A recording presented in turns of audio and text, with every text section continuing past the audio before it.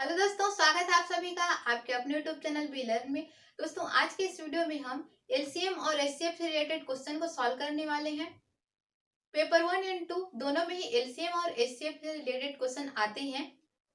और यदि बड़ी संख्याओं का एलसीएम और एचसीएफ हमें ज्ञात करना हो तो हम काफी ज्यादा टाइम वेस्ट कर लेते हैं। और कॉम्पिटिटिव एग्जाम में पर क्वेश्चन के लिए हमें 1 ही मिनट का टाइम मिलता है। तो आज के इस वीडियो में मैं आपको कुछ ऐसे ट्रिक बताने वाली हूँ जिसको फॉलो करते हुए आप काफी कम टाइम में एलसीएम और एचसीएफ बड़ी से बड़ी संख्याओं का निकाल सकते हैं और कम टाइम में क्वेश्चन को सॉल्व कर सकते हैं। तो वीडियो काफी इंपॉर्टेंट और इंटरेस्टिंग होने वाली है। वीडियो में लास्ट तक बने रहें। आइए स्टार्ट करते हैं आज की क्लास। तो आइए दोस्तों, सबसे पहले हम देखते हैं एचसीएफ की trick. HCF highest common factor, सबसे बड़ा सार्वगुणनखंड। जब भी आपको एचसीएफ ज्ञात करना हो किसी भी संख्या का, तो दी गई संख्याओं में से सबसे छोटी संख्या को आप सबसे पहले देखेंगे।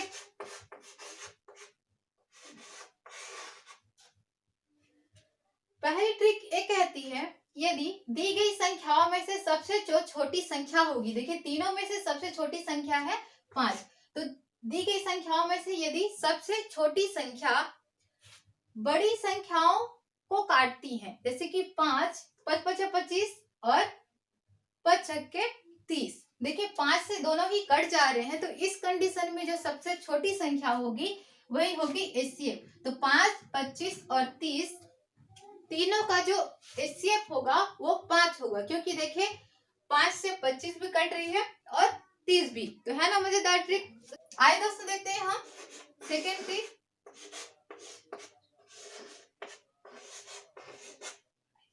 याद रखिएगा, जब भी आपको एचसीएफ ज्ञात करना हो तो आप सबसे छोटी संख्या को देखेंगे। तो तीनों में से सबसे छोटी संख्या कौन सी है? 4 है। अब हमें यह देखना है कि 4 से दोनों संख्याएं, जो दोनों बाकी बची हुई बड़ी संख्याएं हैं, वे कट रही हैं या फिर नहीं। देखिए 4 से ना ही 6 कटेगी और ना ही 22। तो इस कंडीशन में हमें क्या करना है, 4 के फैक्टर कौन कौन से होंगे? 2 और 1। और किसी भी संख्या का गुणनखंड आप कैसे ज्ञात कर सकते हैं, गुणनखंडों का योगफल आप कैसे ज्ञात कर सकते हैं, इस पर पहले ही मैं वीडियो अपलोड कर चुकी हूँ, तो आप ट्रिक देख लीजिएगा। उसमें विथ ट्रिक बताया गया है कि आप काफी कम टाइम में कैसे किसी भी संख्या का गुणनखंडों का योग जो है कैसे ज्ञात कर सकते हैं। तो देखिए 4 के जो गुणनखंड है वे 4, 2 और 1 है। ठीक है, इस कंडीशन में देखिए 4 से ना ही 6 कट रही है और ना ही 22, तो हमें क्या करना है, 2 को देखना है। देखिए 2 3 6 और 2 1 2, 2 1 2, 11 दूनी 22। तो इस कंडीशन में 2 मीन्स सेकेंड ट्रिक क्या कहती है कि यदि दी गई संख्याओं में से जो सबसे छोटी संख्या होगी वह दोनों को ना काटे, जैसे कि 4 ना ही 6 को काट रही है और ना ही 22 को, तो इस कंडीशन में हमें उसके फैक्टर को देखना है। और उसके फैक्टर, जो भी फैक्टर बाकी जो बची हुई संख्याएं हैं उन्हें काटती हैं, तो वही एचसीएफ होंगी। जैसे कि यहाँ पर हमने 2 को देखे, 2 6 को भी काट रही हैं और 22 को भी, तो इस कंडीशन में 2 ही हमारा फैक्टर होगा। दोस्तों, आगे हम क्वेश्चन को सॉल्व करने वाले हैं। प्रीवियस ईयर में आए हुए क्वेश्चन है, तो हम इसे ट्रिक को फॉलो करते हुए उस क्वेश्चन को सॉल्व करेंगे। आइए अब जानते हैं हम एलसीएम की ट्रिक। एलसीएम कैसे ज्ञात करेंगे किसी भी संख्या की? LCM means lowest common multiple, सबसे छोटा सार्वगुणज। तो एलसीएम ज्ञात करने की सबसे पहली ट्रिक ये कहती है, हम पहले संख्या लिख लेते हैं।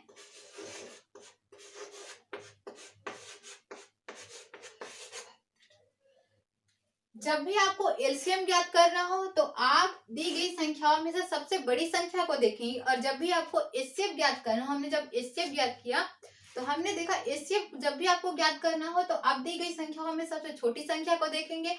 और जब भी आपको एलसीएम ज्ञात करना हो तो आप दी गई संख्याओं में से सबसे बड़ी संख्या को देखेंगे। तो देखिए चारों में से जो सबसे बड़ी संख्या है वह है 72। अब हमें यह देखना है कि जो तीनों छोटी संख्याएं हैं, तीनों छोटी संख्याएं 72 को काट रही हैं या फिर नहीं। तो देखिए 8 9 72, 9 8 72 और 12 छक्का 72। तो तीनों ही संख्याएं 72 को काट रही हैं। इस कारण यहाँ पर जो हमारा एलसीएम होगा वह होगा 72। तो एलसीएम ज्ञात करने की पहले ट्रिक में हमने क्या सीखा कि यदि दी गई संख्याओं में से जो सबसे बड़ी संख्या होगी वह जो छोटी संख्याएं होंगी उनसे कट जाती हैं, तो सबसे बड़ी संख्या ही क्या होगी, एलसीएम होगी। बढ़ते हैं दोस्तों सेकेंड ट्रिक की तरफ। पहले हम संख्या लिख लेते हैं।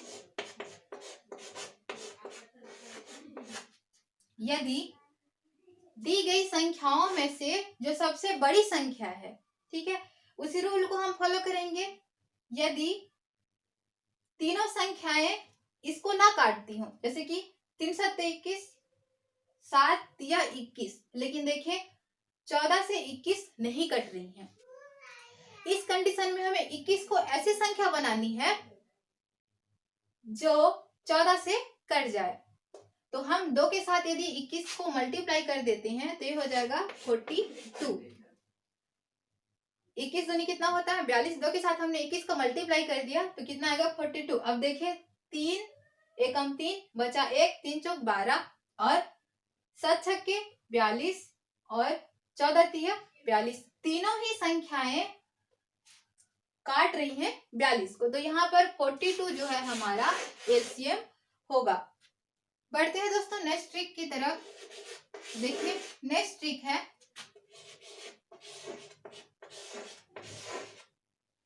अब हमें ये देखना है कि इन दोनों में क्या कॉमन है।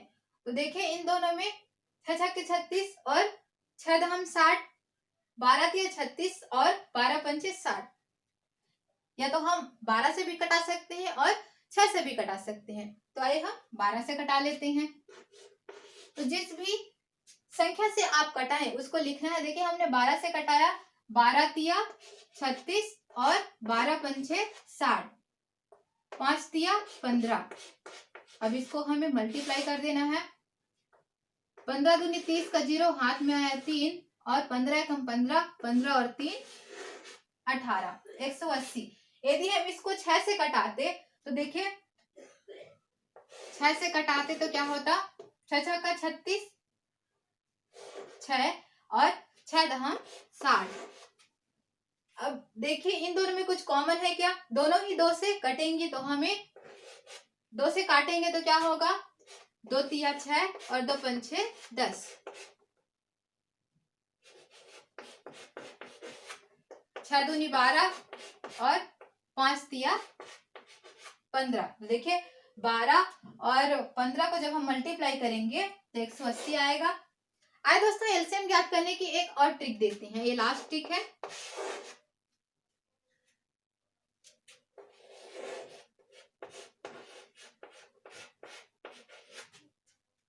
थर्ड ट्रिक में हमने देखा कि दोनों में 6 कॉमन था, या हम 12 को लें तो दोनों में ही 12 कॉमन थे। लेकिन यदि हमारे पास ऐसी संख्याएं आ जाए दोनों में कुछ कॉमन हो और तीसरे में वो ना हो, तो हमें इस कंडीशन पे क्या करना है। देखिए यहाँ पर यदि हम बात करें, देखिए 4 दूनी 8 और 4 तिया 12, लेकिन 4 से 15 नहीं कटेगी, ठीक है। तो इस कंडीशन में हमें क्या करना है, जो भी संख्या कटती है उसे काट देंगे और जो नहीं कटती है उसे उसी के साथ हम मल्टीप्लाई कर देंगे। हम यदि इसको 4 से कटाते हैं, 4 दूनी 8 और 4 तिया 12। अब देखिए यहाँ पर भी 3 है और 5 तिया 15, यहाँ पर भी 3 है, तो हम 3 से कटा सकते हैं। 3 एकम 3 और 3 पंचे 15 और यहाँ देखिए 2 बचा हुआ है। अब हमें क्या करना है, 4 तिया 12 और 5 दूनी 10। जब हम 12 और 10 को मल्टीप्लाई करेंगे तो 12 दहा 120। तो 8 12 और 15 का एलसीएम कितना आएगा 120 और 36 और 60 का एलसीएम कितना आएगा 180। तो इसी प्रकार आपको ज्ञात करना। आइए एक बार हम रिवाइज कर लेते हैं। यदि फर्स्ट ट्रिक में हमने क्या सीखा, यदि दी गई संख्याओं में से जो सबसे बड़ी संख्या है बाकी जो छोटी संख्याओं से कट जाती हैं तो बड़ी संख्या ही एलसीएम होगी। सेकंड ट्रिक में हमने ये देखा कि बड़ी संख्या जो सबसे बड़ी संख्या है बाकी जो छोटी संख्या उससे नहीं कटती है, तो हमें उसका मल्टीप्लाई किसी ऐसी संख्या से करना है ताकि हमें एक ऐसी संख्या प्राप्त हो जो बाकी बचे हुए छोटी संख्या है उनसे कट जाए। थर्ड ट्रिक में हमने क्या देखा कि हमें यह देखना है कि दी गई संख्याओं में से क्या चीज कॉमन है और उससे हमें कटा देना है, और उसके बाद जो कटेगा उसे कटा देना है और नहीं कटेगा तो उसके साथ हमें मल्टीप्लाई कर देना है। जो संख्या प्राप्त होगी वही एलसीएम होगी। उसके बाद हमने फोर्थ ट्रिक में क्या देखा कि हम देखते हैं कुछ संख्याएं ऐसी होती हैं जिनमें कुछ कॉमन होता है, और यदि कोई संख्या ऐसी हो जो कॉमन ना हो तो हम क्या करेंगे, हम उसे वैसे ही रहने देंगे और उसके साथ मल्टीप्लाई कर लेंगे। तो इस कंडीशन को फॉलो करते हुए आप बड़ी से बड़ी संख्याओं का एलसीएम काफी कम टाइम में ज्ञात कर सकते हैं। तो आइए दोस्तों हम सॉल्व करते हैं कुछ क्वेश्चन को ताकि और अच्छे से क्लियर हो जाए। फर्स्ट क्वेश्चन है दोस्तों, 36 और 60 का सबसे छोटा सारो गुणज मीन्स एलसीएम भागित 18 और 45 का सबसे बड़ा सारो गुणनखंड मीन्स एचसीएफ बराबर है तो हमें सबसे पहले 36 और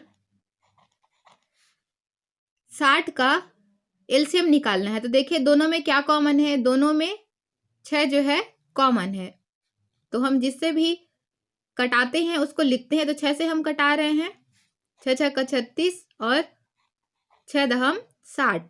अब देखिए 6 और 10 बच गए, तो 6 और 10 में क्या कॉमन है, देखिए 2 तिया 6 और 2 पंचे 10, 2 से कटा रहे हैं तो हम 2 लिखे यहाँ, 2 तिया 6 और 2 पंचे 10। इसके बाद और ये दोनों नहीं कट सकते तो इन दोनों को हमें लिख देना है क्योंकि दोनों क्या है, प्राइम नंबर है। जब भी याद रखिए यदि प्राइम नंबर आता है तो आपको गुणा कर देना है। ये हो जाएगा 6 दूनी 12 और 3 पंचे 15, 15 दूनी 30 का 0 हाथ में आया 3, 15 एकम 15, 15 और 3 18, 180। अब हमें 18 और 45 का एचसीएफ निकालना है। 18 और 45 का एचसीएफ। जब भी हम एचसीएफ ज्ञात करते हैं तो हमने क्या सीखा है कि छोटी संख्या को देखते हैं। तो देखिए यहाँ पर 18 छोटी संख्या है तो हम 18 को देखेंगे। अब ये देखना है कि जो बड़ी संख्या वो छोटी संख्या से कट रही या फिर नहीं। तो देखिए 18 45 को नहीं काटेगी, तो हमें 18 का फैक्टर देखना है। 18 के फैक्टर 9 हो जाएगा, 6 हो जाएगा। तो पहले हम 9 से देखते हैं। देखिए 9 दूनी 18 और 9 पंचे 45, 9 दोनों को काट रही है, इसीलिए यहाँ पर 9 18 और 45 का एचसीएफ होगा। अब क्वेश्चन में पूछा गया है कि 36 और 60 का सबसे छोटा सारो गुणज भागित 18 और 45 का सबसे बड़ा सारो गुणनखंड। तो सबसे छोटा सारो गुणज कितना है, 180 भागित सबसे बड़ा 18 और 45 का सबसे बड़ा सारो गुणनखंड कितना है, 9 है। 9 एकम 9, 9 दूनी 18 और 9 शून्य शून्य कितना आया, 20 आया। आइए देखते हैं कौन से ऑप्शन में है। ऑप्शन फर्स्ट में है तो ऑप्शन फर्स्ट ही हमारा राइट हो जाएगा। तो देखिए दोस्तों इस क्वेश्चन को इजीली बहुत ही कम टाइम में हमने इस क्वेश्चन को सॉल्व कर लिया। सेकंड क्वेश्चन है दोस्तों, 30, 36 और 42 के सबसे छोटे सारो गुणज मीन्स एलसीएम तथा सबसे बड़े गुणनखंड का गुणनफल है। तो हमें क्या निकालना है, 30, 36 और 42 का एलसीएम। 30, 36 और 42। सबसे पहले तो हमें देखना है कि तीनों में क्या कॉमन है। तो तीनों में देखिए 6 कॉमन है, तो हम 6 से कटाते हैं और जिस भी संख्या से आप कटाते हैं उसको आप लिखिएगा। 6 से कटा रहे हैं तो हमने 6 लिखा। देखिए 6 पंचे 30, 6 छक्का 36 और 6 सत्ते 42। देखिए इसके बाद और नहीं कटेगा, ठीक है। तो और यदि आगे ना कटे तो हमें मल्टीप्लाई कर देना है, 5 गुणा 6 गुणा 7। उसके बाद क्वेश्चन में आगे बोला गया है 30, 36 और 42 के सबसे बड़े गुणनखंड मीन्स एचसीएफ ज्ञात करना है। तो हम एचसीएफ ज्ञात करने, एचसीएफ ज्ञात करने के लिए पहले तो हम लिख लेते हैं 30, 36 और 42। और हमने एचसीएफ ज्ञात करने की ट्रिक में सीखा है कि हमें सबसे छोटी संख्या को देखना है। तो देखिए तीनों में से सबसे छोटी संख्या 30 है। अब ये देखना है कि 30 से दोनों कटते हैं या फिर नहीं। तो देखिए 30 से ना ही 36 कट रही है और ना ही 42। तो हमें इसके फैक्टर ज्ञात करने हैं। तो 30 के फैक्टर कौन कौन से होते हैं? 15, 10, 6, 5। तो हम 15 से देखते हैं। देखिए 15 से 30 कट रही है, लेकिन 36 और 42 नहीं कट रहे हैं। हम देखते हैं 10 से 36 और 42 नहीं कट रहे हैं। अब हम देखते हैं 6 को। तो देखिए 6 से 6 पंच 30, 6 छक्का 36 और 6 सत्ते 42, तीनों ही कट जा रहे हैं। तो यहाँ पर जो हमारा एचसीएफ होगा वो होगा 6। जब हम एचसीएफ निकालें तो 6 है, इसमें हम 6 का मल्टीप्लाई कर दें क्योंकि गुणनफल हमें ज्ञात करना है। तो देखिए यहाँ पर भी 6 है, यहाँ पर भी 6 है, यहाँ पर भी 6 है। तो 6 का क्यूब, और 6 का क्यूब कितना होता है? 6 का क्यूब होता है 216 और बचा कितना? 7 पंचे 35। इन दोनों का हमें मल्टीप्लाई कर देना है। 5 छक्के की 30 का 0, हाथ में आया 3 और 5 एकम 5, 5 और 3 8 और 5 दूनी 10। 3 छक्का 18 का 8, हाथ में आया 1, 3 एकम 3, 3 और 1 4 और 3 दूनी 6। 8 8 16 का 6, हाथ में आया 1, ये हो जाएगा 5 और 6 और 1 7, 7560। आइए देखते हैं कौन से ऑप्शन में है। ऑप्शन फर्स्ट ही हमारा राइट हो जाएगा, 7560। दोस्तों देखिए कितनी आसानी से और कितनी जल्दी हमने क्वेश्चन। आइए दोस्तों एक और क्वेश्चन देखते हैं। दो संख्याओं का एलसीएम 144 है और उनका एचसीएफ 8 है। यदि एक संख्या 24 है तो दूसरी संख्या ज्ञात कीजिए। यदि इस टाइप का क्वेश्चन आता है तो आप एक फार्मूला याद रखिएगा।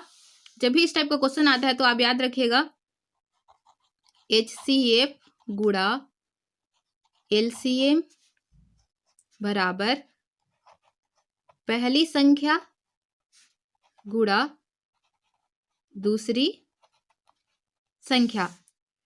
तो देखिए क्वेश्चन में यहां पर एलसीएम कितना दिया है? 144 और एचसीएफ 8 है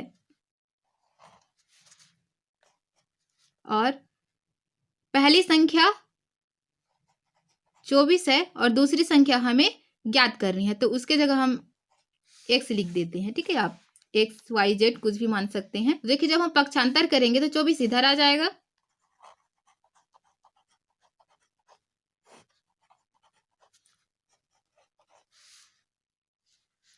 आठ एकम 8 और 8 तिया 24, 3 एकम 3 और 3 चौक 12 बचा 2, 3 अट्ठे 24। अब देखिए x का मान कितना आ गया? 48। तो दूसरी संख्या कौन सी है? 48 है। आइए देखते हैं कौन से ऑप्शन में है।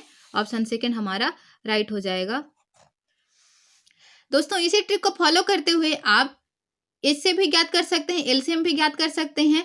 पहली संख्या दूसरी संख्या दी गई हो और यदि एचसीएफ भी दिया गया हो, आपको एलसीएम ना दिया हो, तो इसी ट्रिक को फॉलो करते हुए आप एलसीएम भी ज्ञात कर सकते हैं और एचसीएफ भी आसानी से ज्ञात कर सकते हैं। तो है ना मजेदार ट्रिक। यदि वीडियो पसंद आए हो तो वीडियो को लाइक कीजिए, अपने दोस्तों के साथ शेयर कीजिए, चैनल को सब्सक्राइब कर लीजिए और बेल आइकन को प्रेस कर लीजिए।